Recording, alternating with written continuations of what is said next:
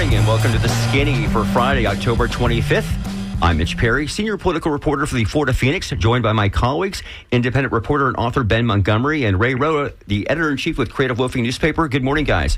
Morning, Mitch. Hi, good morning, Mitch. Ray, good to see you back after a few weeks gone. Yeah, I miss you guys. Have you been sleeping, Mitch? It's like this is your season. Well, I don't sleep anyway. Okay. It's just the thing. But by the way, so yes, 11 days before the general election here.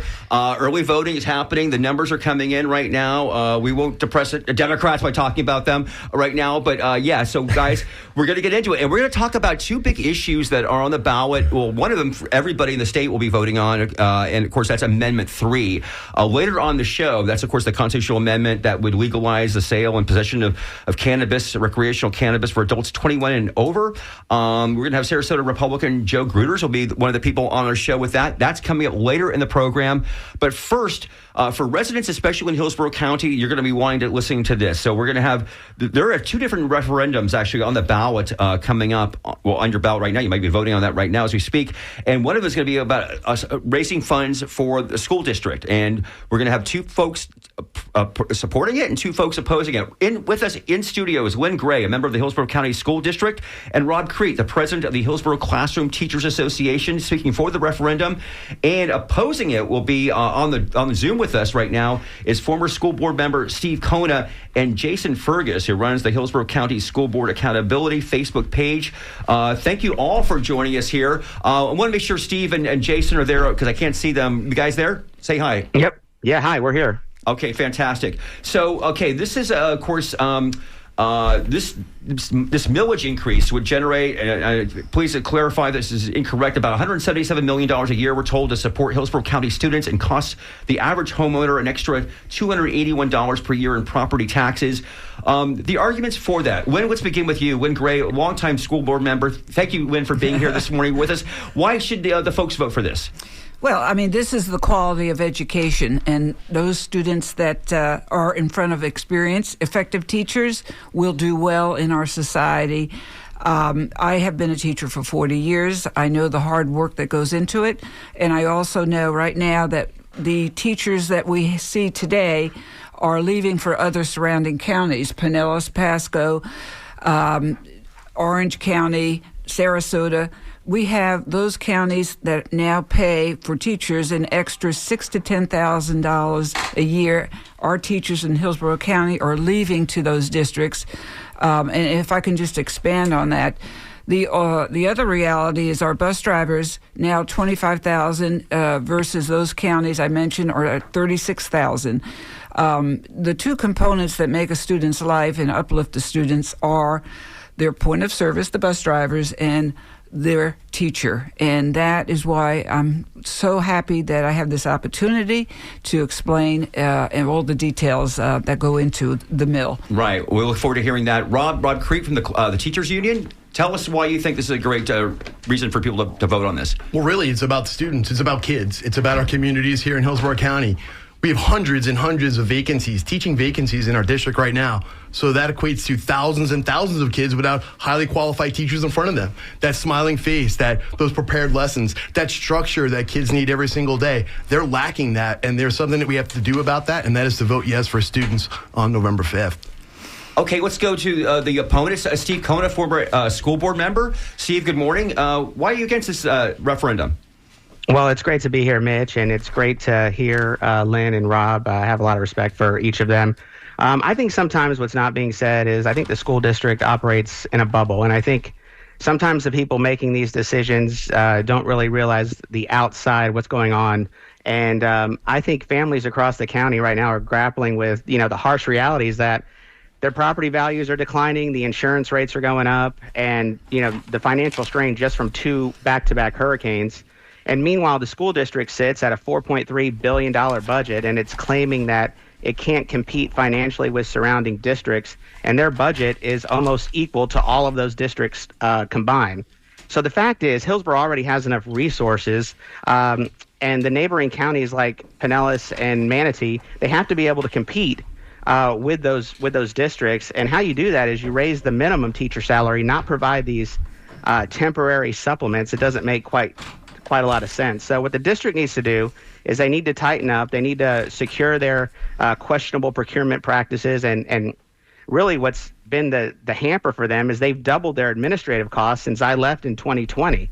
I mean, that's the real problem. So before we start asking taxpayers for more money, the district really needs to fix their internal issues and step outside of their bubble to understand the financial burdens of the community. And let's go to Jason Fergus with the Hillsborough County School Board Accountability Facebook page. Jason. Hello. Yes, Good Jason. morning. Hi. Yes. Hey, thank you, Mitch, Ray, Ben, Lynn, and Rob. Thank you for having this discussion. I think for me, the reason I'm against is you really need to look at the finances. What was just mentioned a minute ago is that this would raise around $177 million. And I think to look forward, we also need to take a look back at the history of Hillsborough County Schools. October of 2020, they hired Addison Davis, who's now obviously departed, but it was an all-time low of the fund balance, right around $9 million, October of 2020. Johnson, the CFO who recently departed, just was hired in October of 21. The fund balance was at $147 million. And if we fast forward to 2024, the fund balance as of June of 24 was $395 million. The fund balance has never been higher than it is in this current state right now. In fact, it's more than $177 million higher than it has ever been. So the money's there. The money is there. They just need to tighten up the ship and pay their folks. Okay, that sounds seemingly logical, but I'm sure there's a counter to that. Lynn Gray, you want to respond? Yes, and Steve, I appreciate your indicating that emergencies such as the hurricane have definitely impacted our schools. We had 15,000 evacuees. We paid for the shelter, meaning that we had custodians, we had teachers, we had APs, assistant principals man these shelters along with the BOCC. Thank you, and City of Tampa. Thank you.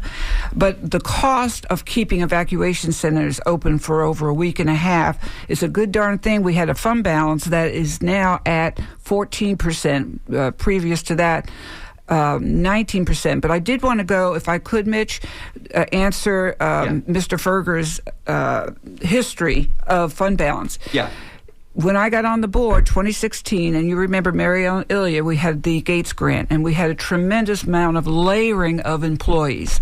And the instructional staff, 86% of our budget went to instruction, which is not unusual because Sarasota has 83 and other counties. But the point was we couldn't sustain it. Our fund balance went by 2018 to 3%. What does that mean? That means the agencies go give us a lower rate. We went from an A plus to a B minus. The credit agencies? Yes, Yeah. and that was in 2018. All right, so now we go into 2019. Jeff Akins, the superintendent, started to decrease staff. Overwhelmingly, it was not enough. 2018 to 2019, the fund balance went up to 7%. Fast forward, Addison Davis, and Ferger was correct. We did eliminate so many positions to a point where the programs, for instance, at Blake High School is a performing arts. They took away drama. They took away journalism. It took the identity and the teachers away. And in my book, because I'm a teacher, that was, I wasn't happy. Yeah. But anyway, then we closed 13 schools, which I was given a lot of hard time because some of those schools were inner city. Yeah. Anyway, those types of maneuvers were hard choices, and I made them, and I was the deciding vote. So all of this to say, we have now went to an A+ rating. Fitch has given us an A+.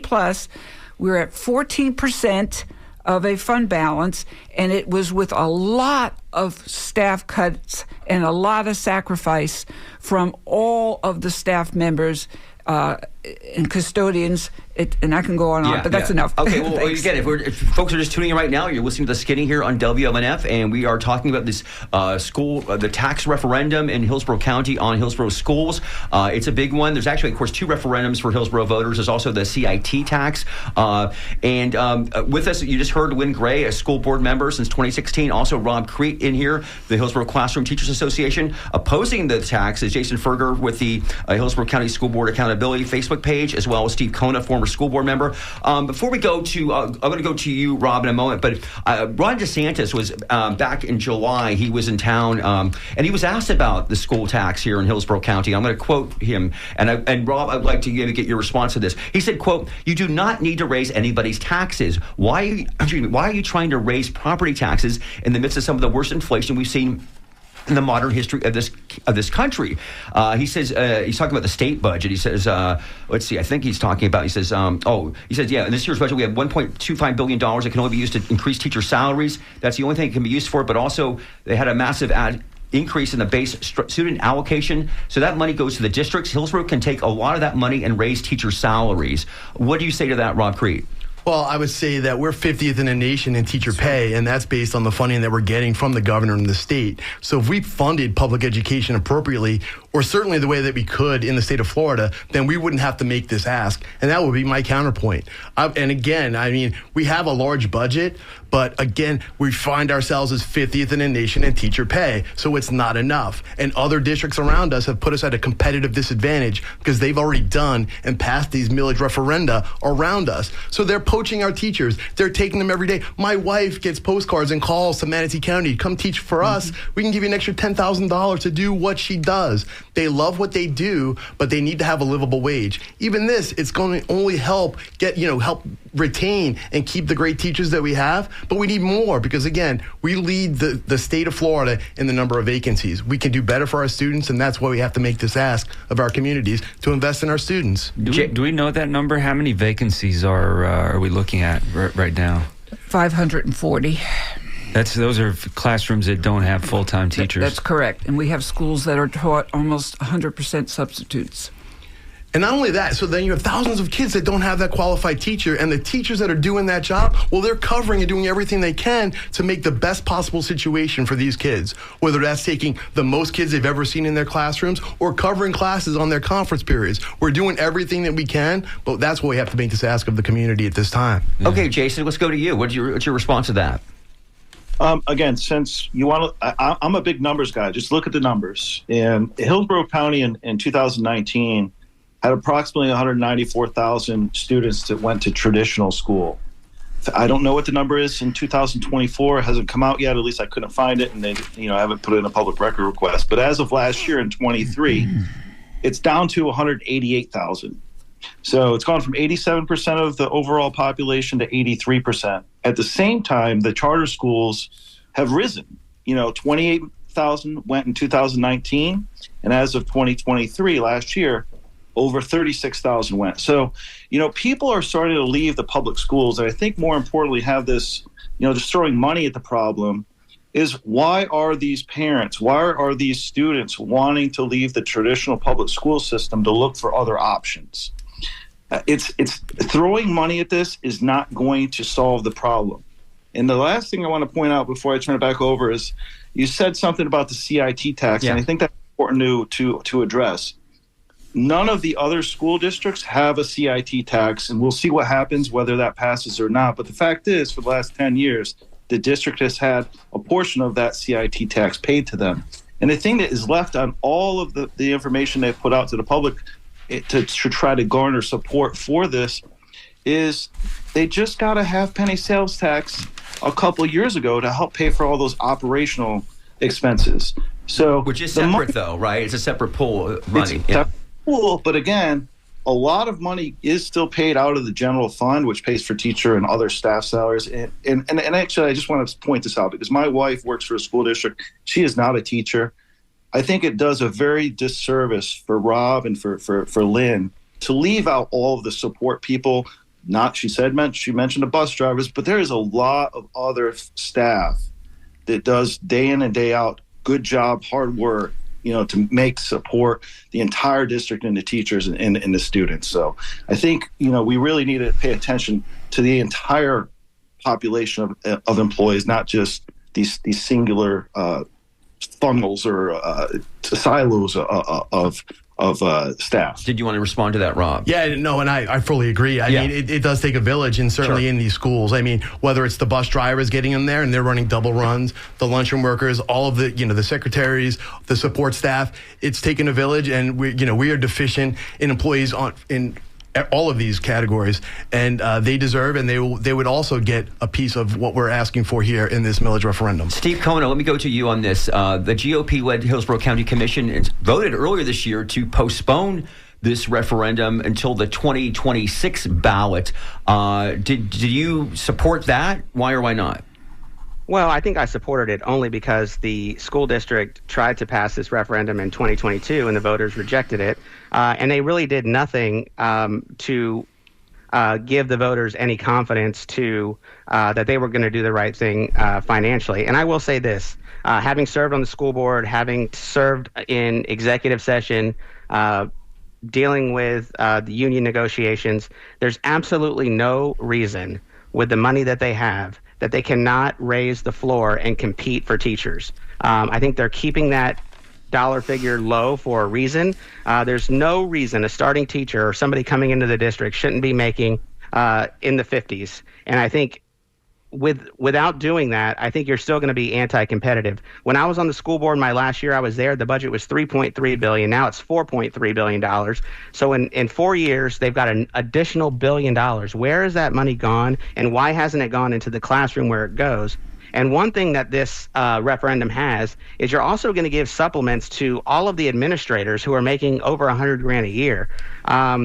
The resources really need to be spent in the classroom, and I'm really shocked that in my years of not being on the school board that they haven't raised the minimum salary for starting teachers and being able to be competitive. And it's not because they don't have the money; it's because they like to keep that as a talking point.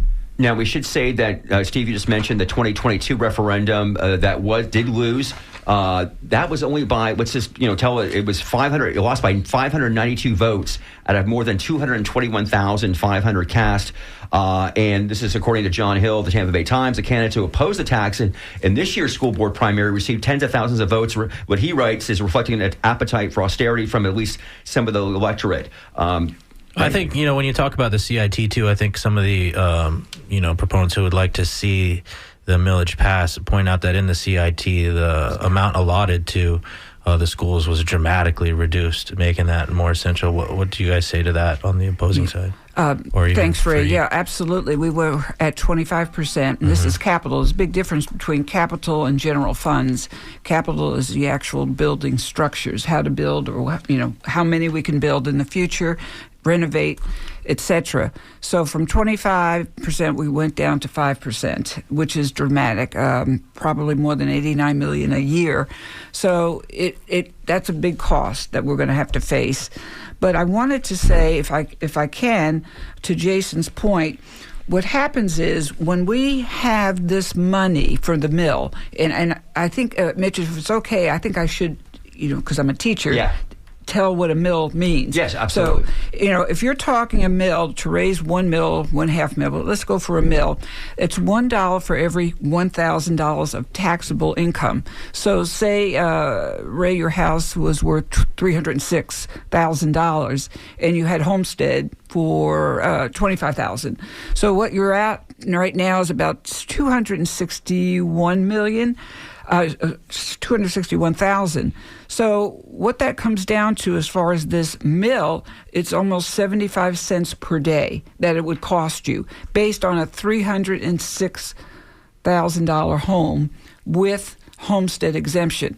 So we're not asking that much, but what we're asking is for the social, emotional, academic well-being of our children. That, to me, is worth 75 cents, if not more, a day. Something else I was curious about, pass or no pass on this. What do either of those sides on this say about continuing to put public taxpayer money into private schools and charter endeavors? Well, we now split with the charter schools. We get $150 million to public schools this year, and then with the charter schools now, they're getting the other half, which is about $26 million. So there's a split. 22% now of capital funds will go to charter schools, the rest to our schools. Now, remember, Mitch, what you said, we're now at 5% from the CIT capital. Yeah, let's get into that a little bit, because, and Jason mentioned that too, because we are looking at 2 referendums that Hillsborough voters are going to be looking at and potentially voting, or they are going to be voting for. The CIT has been around since the 90s. It's gone to a lot of different things. The school, how much has traditionally the school district got from the CIT tax? Well, it's been 25%. And now it's going to be, if it passes even, it'll be now 5%. Because the county commission decided to reduce it. How will that? I mean, obviously, it'll adversely affect the school board. How significant, or the district? How significantly that reduction there? Well, if you're talking, and I'll just round up to $90 million a year loss for capital structures, buildings, then. And then combined with your general fund, if we don't get the mill, teachers leaving, guidance counselors leaving, and all of that, a schoolhouse, when you have the house in good shape, that's one thing, but the good shape requires good teachers and good custodians, etc. So those 2 minuses are draining our entire accounts on both ends. Let me ask to go to Steve and to Jason on just the CIT, what the county commission did with that. How do you guys feel about that, reducing that amount there? Yeah, Mitch, I think this is a great point to bring up, and I also think the school district couldn't have botched this anymore, because they could have had the same 25% in the CIT if they wouldn't have gone for the mill. And I know many of the county commissioners said, take some time off. Let's pass the CIT with your 25%. But no, they wanted to put the mill on there as well to compete. So now you have potentially school, 2 school things on there. So it's troubling that the administration kind of botched this and really didn't get the best for students. And having 2 taxes on the ballot is really rough for the people of Hillsborough County. Yeah, in fact, but Jason, before we go to you, I just want to read from a listener here who wrote in and said, my property taxes are almost $11,000 a year. I'm on Social Security. My taxes keep going up, but my income does not. Great big no on any more property taxes. Jason, on the issue of the CIT being reduced, you heard what Steve said there. Your thoughts there? Yeah, I think it's kind of troubling, or at least the school board and the teachers union and people should be a little bit concerned that there's a lot of other politicians and community members that are speaking against this. And the common theme, at least according to what I'm hearing and seeing, is that the school board needs to do a better job. The administration needs to do a better job. Let's just take, the superintendent, for example. We hired a superintendent back in 2020 and paid him $310,000, and that was $119,000 more than his predecessor.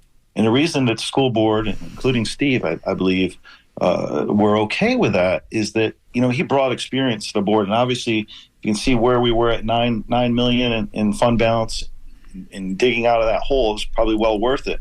And all of a sudden, we bring in a new superintendent, brand new, with zero experience, at the top position. And we're paying them $343,000. And when you look at all of the really high salaries here, they have ballooned in the last 10 years from $15 million to more than $50 million here in 2024.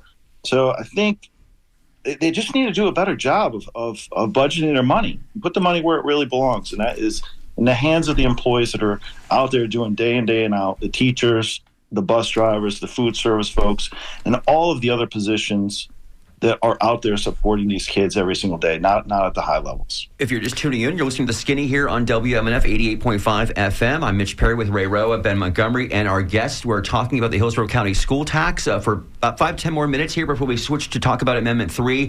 Rob, did you want to... Ben, go ahead. I actually had a question for the proponents. If voters approve this, how long does it take before those 540 vacancies are filled? Would that be an overnight thing?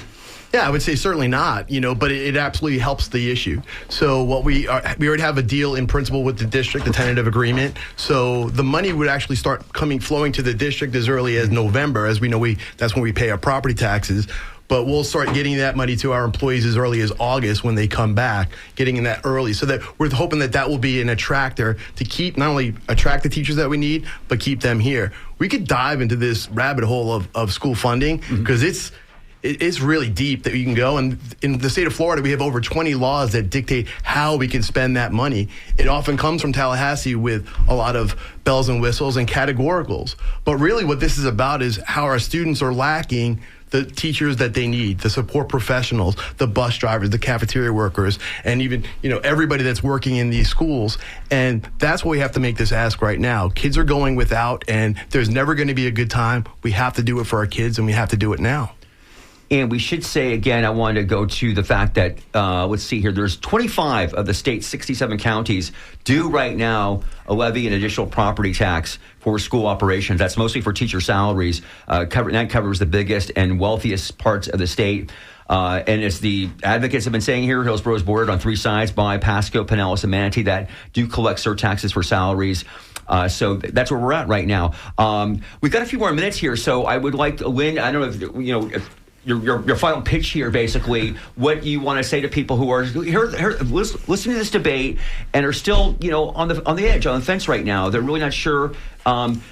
Obviously, education is crucial for the future of this county in terms of the development of what happens here. We know what people get with taxes. Obviously, it's been an inflationary period. So you would admit that this is a challenging time to ask for something like this.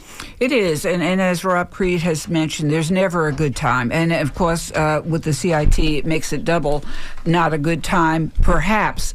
But what is not a good time for our parents to understand, our taxpayers, is when a child goes to a school, attends, say, first grade, which is their, growth years, first through third, and has a substitute not only for the first half of the day, but the second half. Now, I've been an elementary, middle, and high school teacher, and I can tell you, and parents will agree, when their child has a substitute, the amount of learning loss is going to accumulate to a point where their absolute development, and we use the word social, emotional, that's their mental well-being, along with academic progress.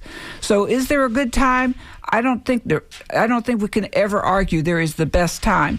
But right now, our students are running out of time because we're running out of teachers. We already ran out of teachers, Guidance counselors are making $15,000 to $20,000 more in Pasco County. I just had a principal, a great one from Eisenhower, went to, and this is Terry Connor, he's the superintendent there, to Sarasota. He's making $60,000 more.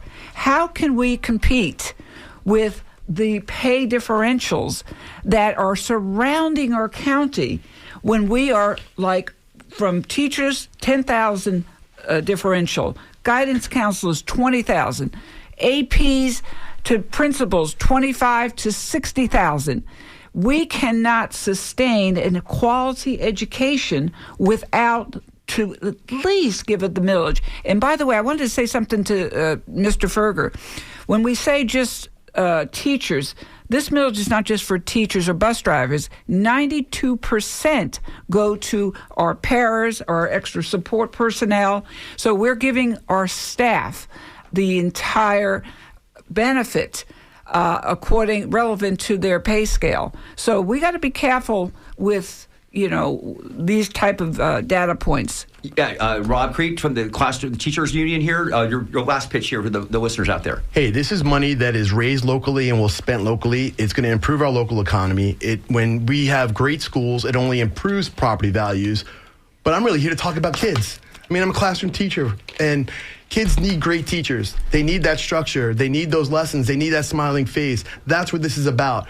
Everybody remembers their favorite teacher. Our Hillsborough students deserve their favorite teacher too. So I ask everybody out there listening, please, we're bottom of the ballot, but kids are always number one in our heart. Please vote yes for students. Okay, let's hear the closing arguments, starting with Steve Kona. Steve. Yeah, thanks, Mitch, and thank you guys for the debate. A lot of good information here. Look, I think it is a travesty that the school district isn't meeting the needs of our students, and for them to sit and complain with a $4.3 billion budget that they cannot meet the needs of our students with $4.3 billion. They're spending more per student than any of the surrounding districts, and you can look that up. That's a fact. So when they're saying these things, they're actually limiting our students' education, and that is a travesty. There should be a school board meeting every single week until you get these vacancies filled. You should hold these people accountable. The school board and the administration has a duty to educate these kids with the money that they have. And they have $4.3 billion. And if you have 500 vacancies and you say you can't compete, then you have to step up and you have to pay people more. And they have the money to do that. They have the reserves to do that. And it's very unfortunate that they're making this the taxpayers' problem when it's the school district's problem. And Jason, before you start here, somebody just wrote in and said that they believe that you may said something incorrectly, that you say that the half penny sales tax can be used towards operational expenses, and that is incorrect. That tax can only be used for capital projects.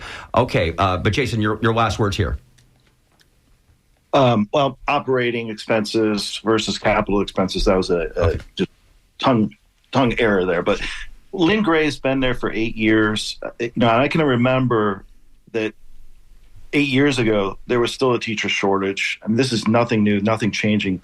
And I think we need to address that the MOU, that's not legally binding. And I think the other thing that has been left out in this whole conversation is all of the hundreds of millions of dollars of gifts that were given to this district through ESSER that nobody's even talked about. So I am against it. I hope others would vote against it, not being against kids and the teachers, only in a sense to make them do better. Because if this is passed, Hillsborough County not only will pay the most in property taxes than any of our surrounding counties, we also will be paying the most in sales tax. So if you want to tax yourself, you want to pay the most in taxes than any other surrounding counties, vote yes.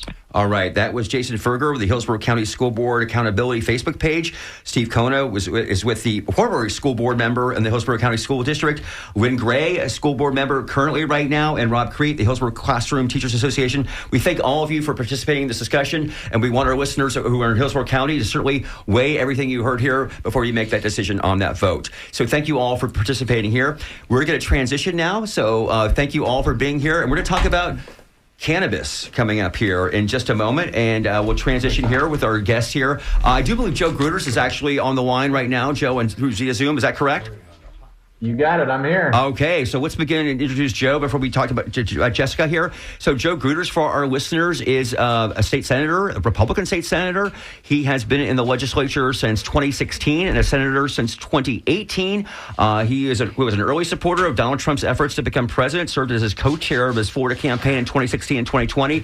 And he's also running to be the next chief financial officer in the state in 2026. And he is the most prominent Republican in the state legislature who was supporting Amendment 3. That is the measure that would legalize recreational cannabis in the state of Florida. And joining us in the studio right now is Dr. Jessica Spencer. She is the Florida Director of Advocacy for Vote No on Amendment 3. She's also a substance abuse prevention professional. Jessica, thank you so much for joining us. Thank you so much for having me. And before we get into it with you and Joe here, I know you guys have been debating throughout the state in the last few weeks. Tell us a little more about yourself and how you got involved in this work. Yeah, absolutely. So, and hi, Joe. How are you? Nice to see you, sort of. Great. Hey, great to see you. You too. I see you sort of on a screen over there. I'm sure I'll run into you hopefully soon.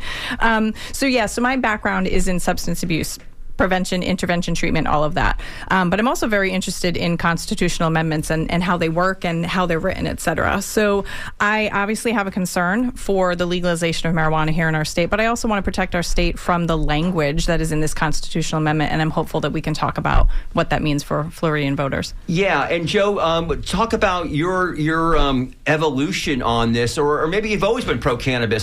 So tell us about your support, which you definitely stand out from Governor Ron DeSantis, among your fellow Republicans, and coming out and so strongly for Amendment 3. Well, listen, I stand with former President Donald J. Trump, who obviously agrees with me. And this is one issue where the leaders of both political parties have basically come out and said that they agree with the position. They think Florida should do this the right way. Not only that, the Florida Democrat Party, the Florida Libertarian Party, other great conservatives besides President Trump and myself, Sheriff Gordon Smith, a great conservative sheriff, and others. And listen, for me, it comes down to safety. And for your listeners out there, what I always try to tell people is, do you know anybody that consumes marijuana right now? And if you do, then my next question is do they consume marijuana using the medical ID card and through one of the licensed dispensaries that we have here in the state of Florida? And if that's the case, great. If not, then they're buying it through the illicit market. And basically, what the studies show is about 850,000 people consume marijuana using the medical ID card, and almost 2 million people purchase their marijuana to consume through the illicit markets. And for me, it's all about safety. It's about making sure that we don't have adulterated substances lacing any type of products they're buying in the illicit market that could be harmful to people. That's number one. And number two, the purchase of buying something illegally. If you could, imagine one of your friends buying something and all of a sudden ending up being arrested for it. 16,000 people across Florida were arrested and prosecuted for minor use of possession last year alone. I think everybody agrees we should decriminalize this. It's a long past overdue. And then, of course, I think that we can, as a legislature, we have a great conservative governor and conservative colleagues in the legislature. And although they may not agree on some of the regulation items, I think at the end of the day, the Constitution gives the Florida legislature broad powers based on the police powers to make sure that we protect the safety, health, and welfare of the people that live in this state. And so as a result, I think that we could put the necessary guardrails that we could do this the right way. And listen, it's a long overdue, and we're ready to go. Okay, let's talk about those guardrails. And you guys debated this last week at Tiger Bay, Tampa Tiger Bay, a really point of contention here. And that is, so we've heard Governor DeSantis from the get-go, when this got on the ballot, he's fearful that Florida is going to just reek of weed all throughout the state. It's going to be like Manhattan. Okay, so Joe, you responded to that after you came out in support of the amendment by saying, hey, I'm going to file a bill in the 2025 session that will prevent public smoking of any sort of substance here, so you do not have this issue.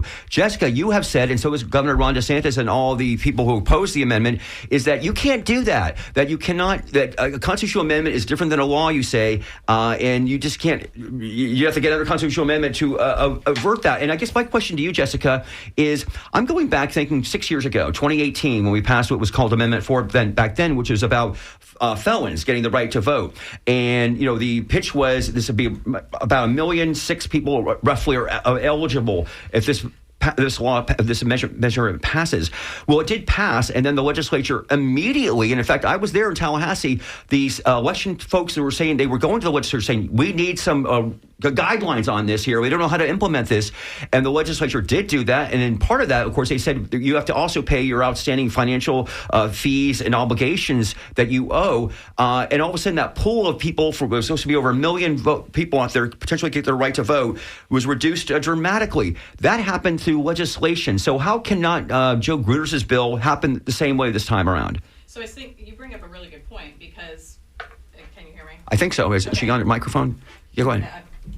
Okay, go ahead. Am I good? Okay. Yeah, you're good. Yeah. Oh, there we go. So I think you bring up a really good point. When we have these constitutional amendments, it goes to the legislature, and then there's issues, right? There's problems. And that's largely because you have to write language that's consistent with the language of the amendment, right? So when Senator Gruters talks about what they can do and how it's a conservative legislature, et cetera, again, to your point, we're already seeing the governor come out and say, no, we can't do that. We've also seen another senator who's a lawyer come out and say, no, we can't do that. And the reason why is because banning public smoking, which is what Senator Gruters was talking about, it wouldn't match. It wouldn't be consistent with the language of the amendment. So, and I can point that out in here, but to the point of the, felons' rights, et cetera, and other constitutional amendments, the reason why our legislature struggles and why there's all these other little nuances that we as voters don't necessarily know about until they try to implement these bills is because we're not reading the language. So we have to read the language of the amendments to understand what it's truly about and what's really actually in there or not in there. And specifically for this bill that Senator Gruters, which I agree with him,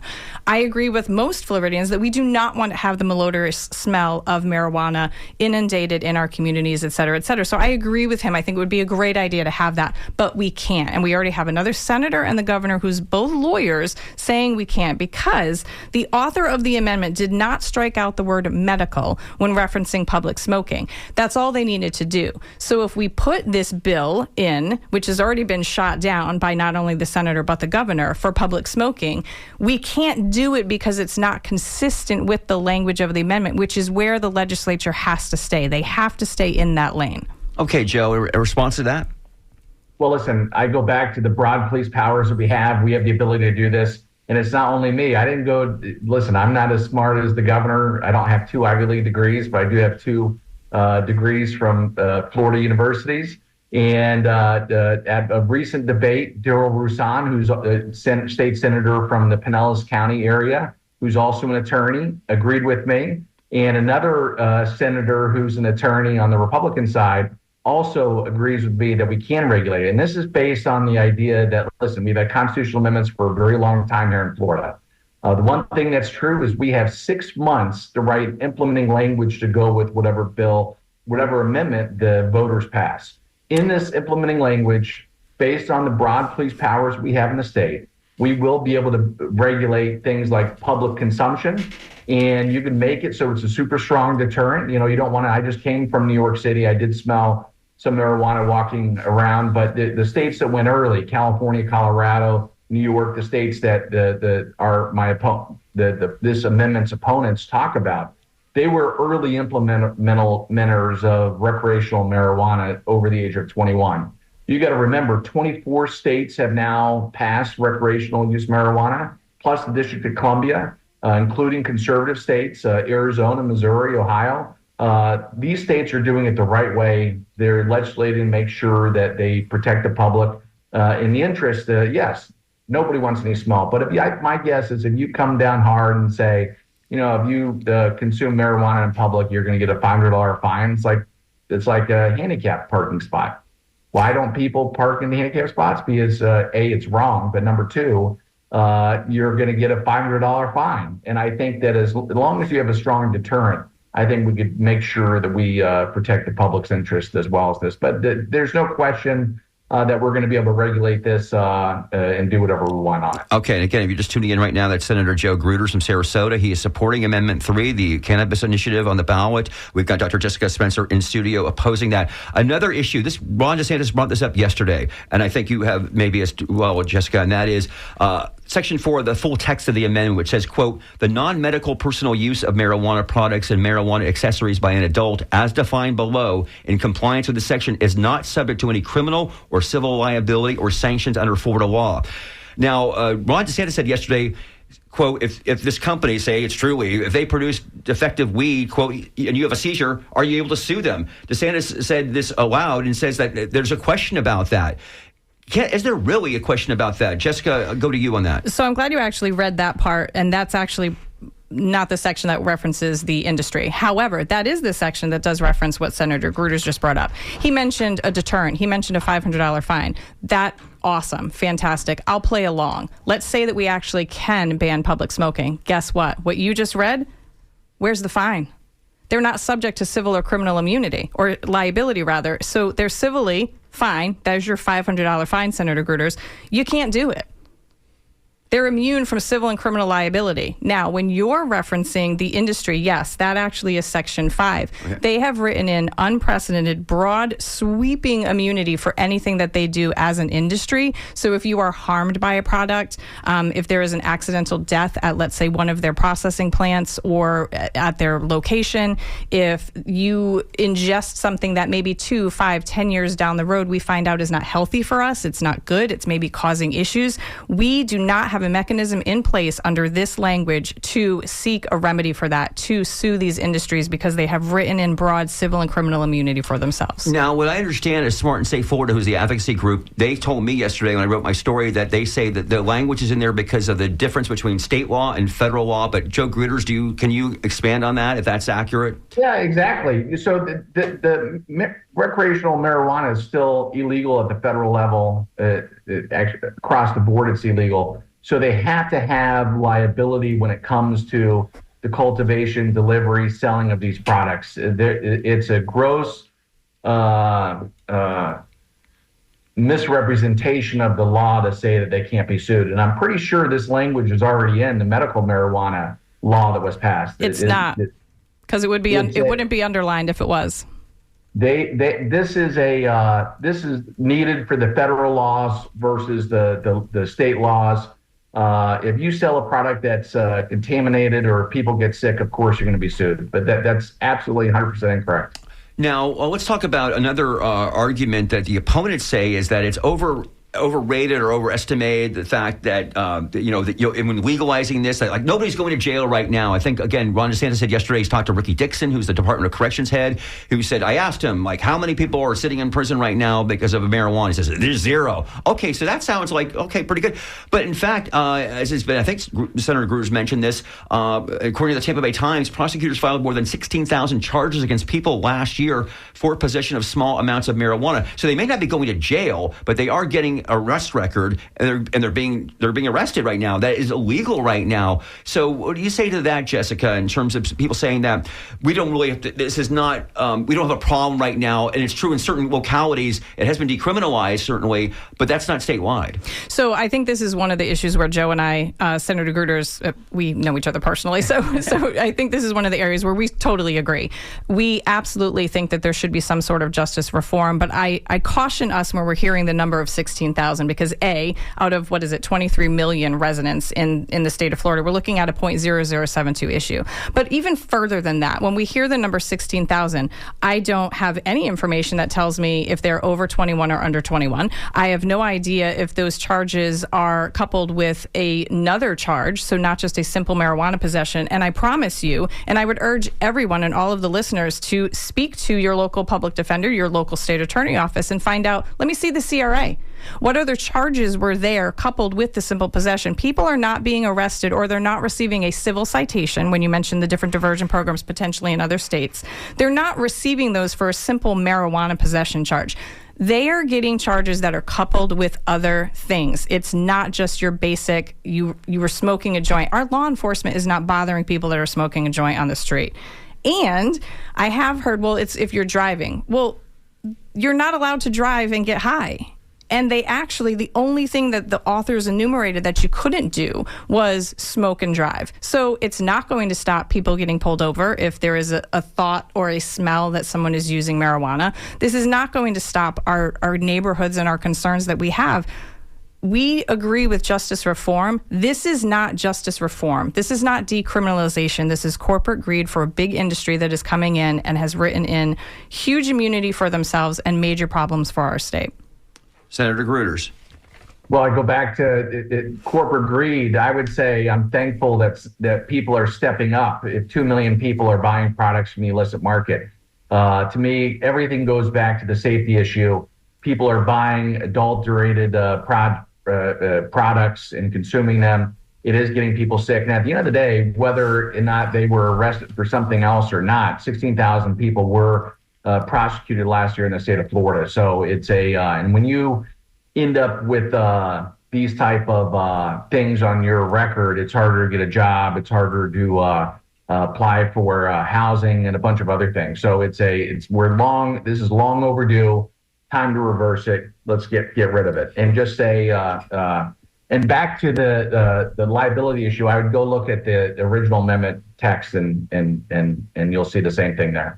Okay, I'm going to go off topic, but not really, because it's related to medical marijuana right now. Joe, let me come back to you on this, and that is, right, and there have been bills filed on this. Right now, if you're a medical marijuana patient in Florida, and there's roughly, 850,000, 900,000, Yep. and you need, it's your medicine, but if your employer, does not approve of you and has you take a urine test and you're dirty, they can fire you. In some states, they have made regulations protecting people on that. We don't have that here. People get fired now for being medical marijuana patients. I know that's nothing to do with this bill, so that's what I'm saying. It's a little bit off topic, but I'm just curious what your thoughts are about that. Well, that language is still there. The public or workers do not get any type of accommodation to go consume marijuana for regardless of reasons. And there's a variety of reasons for that. It's almost the same thing as saying, just like we regulate alcohol and tobacco, there are certain rules that employers put in for those products as well. I think that's fine. I think we should have a zero tolerance policy while driving completely.